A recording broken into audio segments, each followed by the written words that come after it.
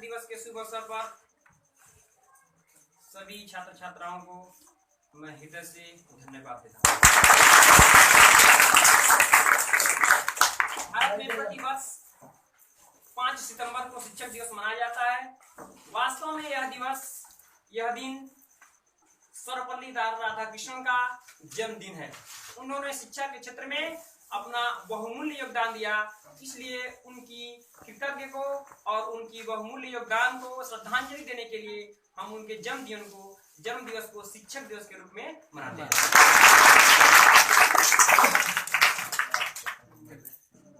गुरु की महिमा क्या कहिए, निर्मल गुरु से ही होय, बिन गुरु यह जीवन कटु फल सा होय। अर्थात जो शिक्षक होता है, सत्य, अहिंसा, मार्गदर्शक और ज्ञानवर्धक, सुख दुख, सहयोग, भावना, इन सभी चीजों का नाम शिक्षक है। और शिक्षक क्या जो यह गुण है, वही गुण शिक्षक अपने शिष्यों को डोनेट करता है, प्रदत्त देता है। इसी कारण एक शिष्य, एक बालक, एक बाद में बड़ा होकर के एक अच्छा व्यक्ति बन पाता है।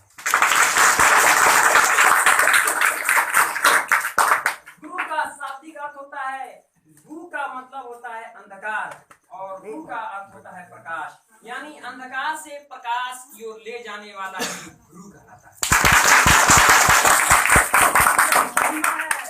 समाज में कोई भी समाज, कोई भी राष्ट्र जब भी विकास किया है, उस विकास का नींव का पत्थर, उस विकास का आधार गुरु ही रहा है। यह दिवस आपको गुरु के प्रति अपनी आस्था को बढ़ाने के लिए, गुरु के प्रति आपको समर्पित करने के लिए प्रेरणा देता है। जैसे कि गुरु द्रोणाचार्य थे, उन्होंने राजपूतों को धनु विद्या का ज्ञान सिखा रहा था, धनु विद्या का ज्ञान, धनुष चलाने के लिए। तो केवल वह राजपूतों की धनु विद्या सिखाते थे।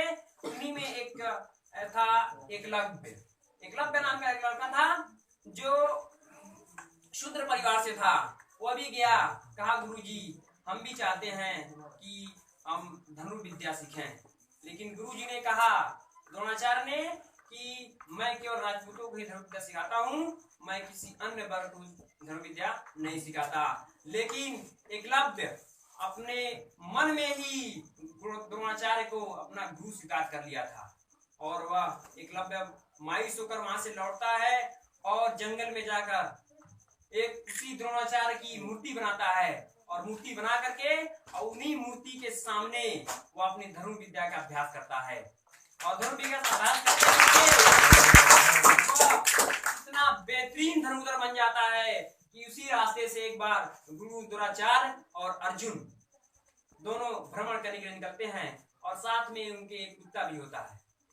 कुत्ता अचानक उन लोगों से दूर हट करके एकलव्य की जो मूर्ति थी द्रोणाचार्य की, एकलव्य के पास पहुंच जाता है और भौंकने लगता है।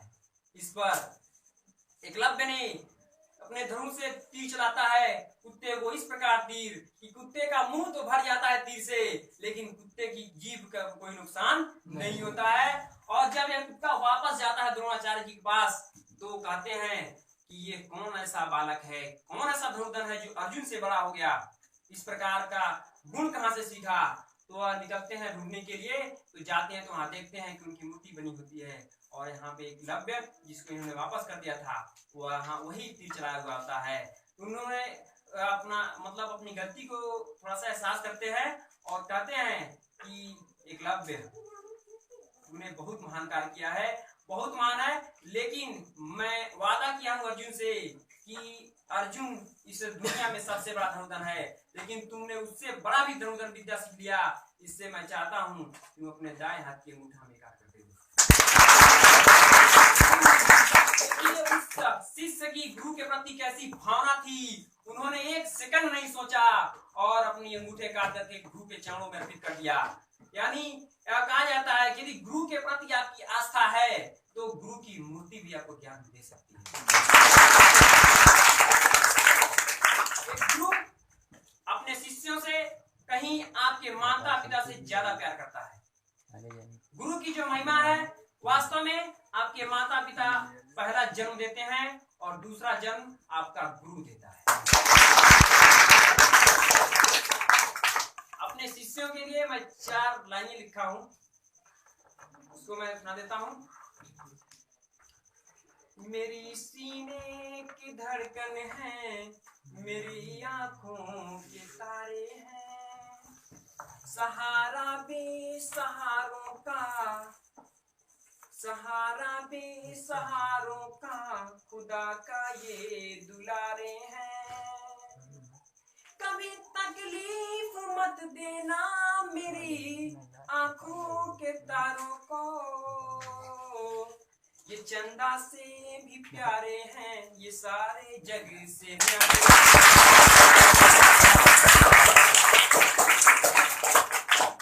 वास्तव में जो गुरु होता है वह एक मोमबत्ती की भांति होता है, जो स्वयं जलता है, लेकिन उसकी प्रकाश में तमाम शिष्यों को उसकी प्रकाश में एक अच्छा व्यक्ति बनने का अवसर मिलता है। यानी दूसरों को प्रकाश दे करके वह अपने जीवन को कष्ट भोग लेता है, लेकिन वह गुरु एक हमेशा सोचता है कि हमारा शिष्य आसमान की ऊंचाई को छू सके। गुरु की महिमा है, चाहे वह दुनिया की कितनी ही कीमती गाड़ी हो, चाहे वो करोड़ों की गाड़ी हो, जिस प्रकार एक अच्छे ड्राइवर के बिना उसका सही उपयोग नहीं किया जा सकता, इसलिए वह जो गाड़ी होती है, करोड़ों की गाड़ी, गांव में बैलगाड़ी के समान हो जाती है। इसी प्रकार एक अच्छे गुरु के बिना एक शिष्य का जीवन भी बेकार है। गुरु एक अच्छा संचालक बन करके, मार्गदर्शन करके, शिष्य को प्रेरणा दे करके उसको आसमान की ऊंचाइयों तक पहुंचाने का काम करता है। कहा जाता है कि जितना सजता है यह जीवन माता पिता के दुलार से, उतना ही महकता है जीवन गुरु के आशीर्वाद से। यह जो गुरु है, वास्तव में गुरु की तुलना हम कुम्हार से कर सकते हैं। एक कुम्हार जब वो कच्ची मिट्टी को जब वह एक सुंदर ढांचे के रूप में परिवर्तित करता है, तो दुनिया को एक नया तोहफा मिलता है। महिमा का अपार महिमा है गुरु का। इस गुरु की तुलना हम उस शिल्पकार से कर सकते हैं जो बेकार पड़े हुए पत्थर को एक सुंदर मूर्ति प्रदान करके उसकी कीमत में 4 गुरु एक शिष्य को जो कि काफी अनजान होता है, वह दुनिया की तमाम चीजों से बेखबर होता है, लेकिन गुरु उसको शिक्षित करके समाज में सामंजस्य बैठा करके और उसको आसमान की ऊंचाइयों तक पहुंचाता है। गुरु सदैव से महान रहा है। जब भी कोई राष्ट्र विकास किया है, जब भी किसी समाज का विकास हुआ है, उसका सारा श्रेय वह गुरु को ही जाता है। गुरु वास्तव में किसी भी समाज का सुधारक होता है, किसी राष्ट्र की विकास में महत्वपूर्ण भूमिका निभाता है। एक बार सिकंदर और उसके गुरु अरस्तु, सिकंदर का नाम सुने होंगे, एक ऐसा बादशाह था जो पूरी दुनिया पर राज किया था। उसका गुरु का नाम था अरस्तु। एक बार अरस्तु और सिकंदर दोनों जा रहे थे, नदी पार करके जाना था, तो अरस्तु ने कहा कि मैं पहले नदी मैं पार करूंगा, क्योंकि अगर किसी प्रकार की कोई खतरा हो जाता है तो हमारा सम्राट बच जाएगा। लेकिन सिकंदर कहता है, नहीं गुरुजी, पहले तो नदी मैं पार करूंगा, क्योंकि अगर कोई खतरा होता है तो हमारा गुरु बच जाएगा, और अगर गुरु बच गया तो हमारे जैसे हजारों सिकंदर बनाने का गुण है।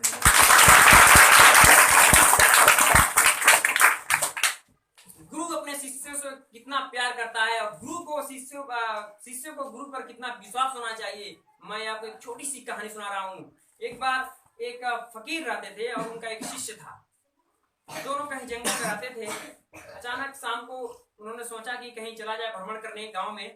तो गांव में जाना था तो उनको नदी पार करना पड़ा। नदी पार करना था, शाम का समय था, दिन डूब रहा था, ठंड का मौसम था, उसमें हवाएं भी रुक चुकी थी और उस समय इन दोनों को नदी पार करना था। तो गुरु जी ने यानी फकीर ने कहा, यार हमारा "हे शिष्य, तुम मेरा उंगली पकड़ लो, मैं आगे चल रहा हूँ, हम दोनों नदी को पार कर जाएंगे।" लेकिन शिष्य का जवाब सुनिए, गुरु की प्रति कितनी विश्वास है उस शिष्य का। उन्होंने कहा, नहीं महाराज, मैं आपकी उंगली नहीं पकड़ के पार कर सकता, क्योंकि हो सकता है मैं किसी कारणवश, किसी लालचवश मैं आपका उंगली छोड़ दूं। ऐसा है कि आप मेरा उंगली पकड़िए, मुझे विश्वास है कि आप कभी मेरा उंगली नहीं छोड़ सकते। समापित होना चाहिए कि गुरु के प्रति जब आप गुरु की बात सुनेंगे, गुरु की सम्मान करेंगे, जब गुरु के प्रति आस्थावान रहेंगे, तो गुरु आपको आगे बढ़ने की शक्ति देगा, तो गुरु आपको आगे यानी आसमान की ऊंचाई तक पहुंचाने का। इन्हीं बातों के साथ मैं आपकी अपनी गाड़ी विराम देता हूँ। धन्यवाद।